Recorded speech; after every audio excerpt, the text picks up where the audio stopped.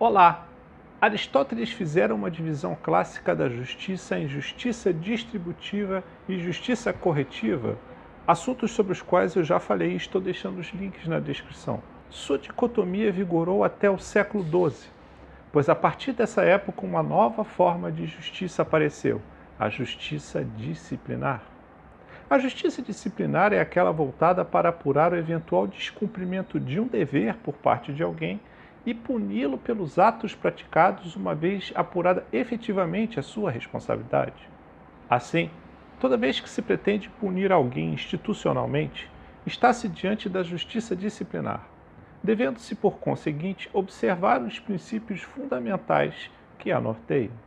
Fazem parte, por exemplo, da justiça disciplinar a justiça penal, os conselhos de ética de parlamentares ou de profissões, como os de ética médica, da advocacia, engenharia, etc.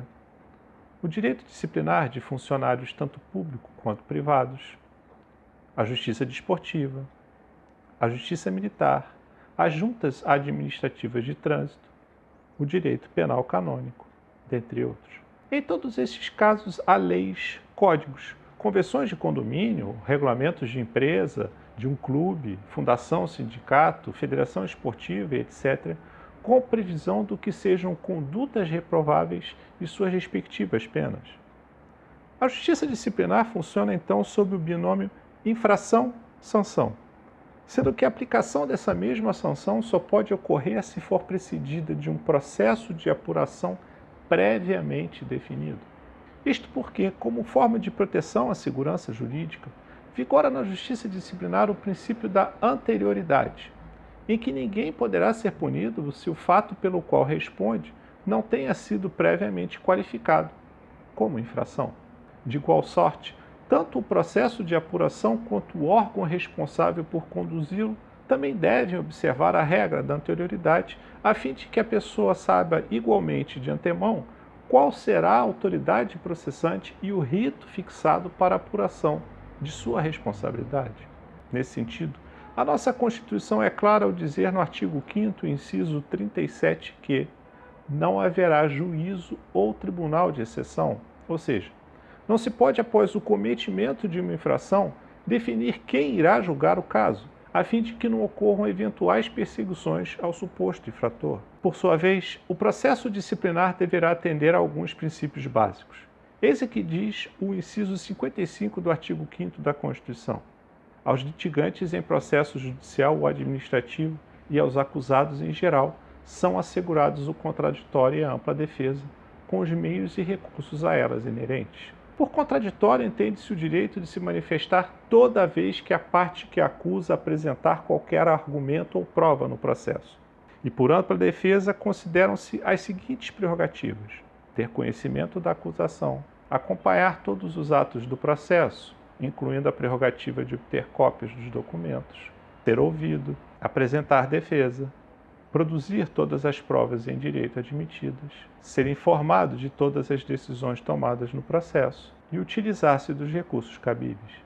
Eu disse no início que Aristóteles não concebera a justiça disciplinar porque ela só começa a surgir de verdade praticamente 15 séculos depois de sua morte, pois até então só se perquiria da responsabilidade de alguém se esta pessoa cometesse um dano a outrem. Se nenhum dano houvesse sido cometido a uma pessoa específica, não haveria processo nem pena ao infrator, porque as ações eram sempre movidas por alguém que se sentisse lesado pela conduta de outra. As ações eram, portanto, sempre entre indivíduos.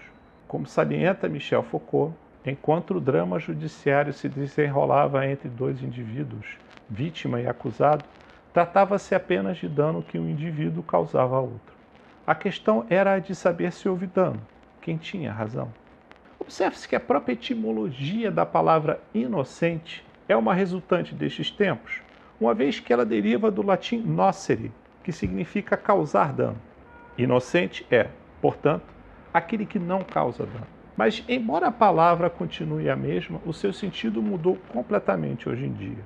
Com efeito, inocente é considerado hoje aquele que não agiu erradamente, que não descumpriu um preceito de conduta exigível de todos, independentemente do fato de haver produzido ou não dano a outrem. Assim, por exemplo, se coloca o veneno num copo para matar alguém que o beba, mesmo se esta pessoa vier a jogá-lo fora, eu responderei por tentativa de homicídio. Não houve dano a quem quer que seja, mas eu serei punido porque violei uma regra que não nos autoriza que tentemos tirar a vida de outra pessoa. Por outro lado, se mato um criminoso em legítima defesa, eu provoquei um dano incrível, e nem por isso serei punido, porque a justiça disciplinar está focada no agente, na sua conduta, nas razões que o levaram a praticar este ou aquele ato. O conceito de dano na justiça disciplinar não está voltado para alguma lesão material explícita, como a morte ou a destruição de uma propriedade, mas direcionado para uma lesão à paz social, a uma certa ordem que se deseja preservar. É neste ambiente que surge a partir do final do século XII a figura de um representante da sociedade, que hoje seria o Ministério Público, o qual chama para si a função para dizer que a lesão ao indivíduo não o afeta isoladamente, mas a coletividade como um todo. Veja-se novamente o pensamento de Michel Foucault a respeito. A partir do momento em que o soberano ou o seu representante, o procurador, dizem também fui lesado pelo dano, isto significa que o dano não é somente uma ofensa de um indivíduo a outro, mas também uma ofensa de um indivíduo ao Estado, ao soberano como representante do Estado. Um ataque não ao indivíduo, mas à própria lei do Estado. Assim, na noção de crime, a velha noção de dano será substituída pela de infração. A infração não é um dano cometido por um indivíduo contra outro. É uma ofensa ou lesão de um indivíduo à ordem, ao Estado, à lei, à sociedade, à soberania, ao soberano. A infração é uma das grandes invenções do pensamento medieval. Ao longo dos séculos que se seguiram, o conceito de infração se espalha para outros domínios para além do crime, atingindo segmentos sociais específicos, como um condomínio edilício, uma igreja, um campeonato de futebol e etc. Estando ligada, portanto, ao Instituto da Infração, a justiça disciplinar preocupa-se em verificar se determinada conduta se enquadra numa hipótese prevista como infração disciplinar, seja ela um crime, um ato passível de justa causa no trabalho, uma violação ao código de ética de uma instituição e daí por diante. Mas não basta que tenha havido uma conduta que se encaixe como infração para que alguém sofra uma sanção, pois como a punição é a reprovação social de uma conduta, há que se verificar, no caso concreto, se o comportamento é mesmo reprovável, isto é, se o acusado agiu culposa ou dolosamente. Assim, por exemplo, a CLT prevê a embriaguez em serviço como hipótese passível de demissão por justa causa. O empregado, nestas condições, pode ser em tese demitido dessa forma, mas pode ter sido levado a este estado etílico por um colega que tenha colocado algo em sua bebida. Ou por outra, trafegar em alta velocidade é uma infração de trânsito, claro, mas pode ser que um motorista tenha agido desta forma porque foi forçado por um bandido que fugia da polícia. Em outras palavras, não basta que em tese a pessoa tenha praticado a conduta prevista hipoteticamente como infração.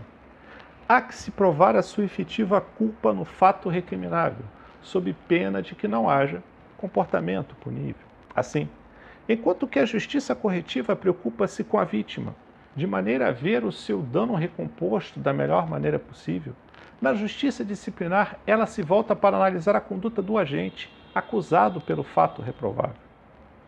E por focar exclusivamente na figura do agente, a aferição da conduta há de ser sempre individual, não sendo cabível que alguém possa ser punido disciplinarmente pela conduta de outra, a menos que também tenha colaborado dolosa ou culposamente para o proceder alheio. Se tem, portanto, um filho que compra uma arma e mata o seu colega, eu, como pai, poderia até ter de indenizar pecuniariamente a família, mas não necessariamente serei punido penalmente pelo crime que ele cometeu.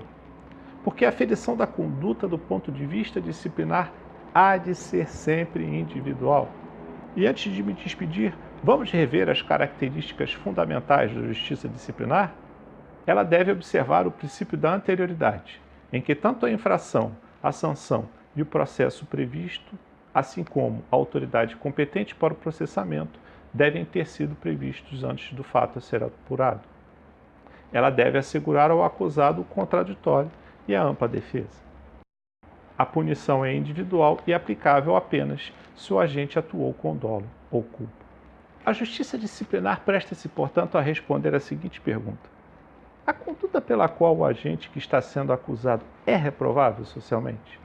Se for, ele deverá ser punido. Mas se não for, a absolvição é a medida que se impõe. Pense nisso. Muito obrigado pela sua atenção. Fiquem com Deus. E eu espero vocês no nosso próximo encontro.